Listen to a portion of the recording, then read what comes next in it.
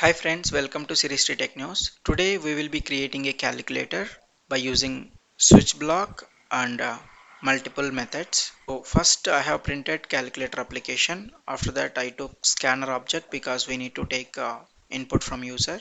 So I am printing enter first number so user can enter the first number, and I am taking that first number and putting in num1 variable. I am printing enter second number text so user can enter the second number, and it will be storing in num2 variable. And I am printing what operation you want to perform text, and providing some operations: plus for addition, minus for subtraction, asterisk for multiplication, and divisible symbol for division. And I am reading that operation. This is single character so I am storing in char variable, and based on this operation it will be go to the specific case. If user enter addition symbol, it will go to this particular case, and it will make a call to this particular print addition value method with num1 and num2 parameters. Here num1 num2 parameters is the input for this particular method. I am adding those two values and printing addition of given numbers is that sum of those two numbers, and it will go back to this particular place.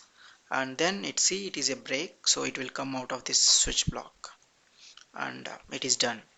The addition we printed. Let's say if user entered subtraction symbol, then we will be making a call to the subtraction. Here it will be subtracted the numbers, and printing subtraction of given numbers is num1 minus num2. Similarly, once this is executed, it will go back and it will break. If user enter asterisk, similarly we will be making a call to print multiplied value, and here multiplication we are printing. And once multiplication is printed, it is just break means it comes out of the switch block. If it is a divisible symbol, we are making a division and we are printing it. Once division value is printed, it just breaks means it's come out of the switch block.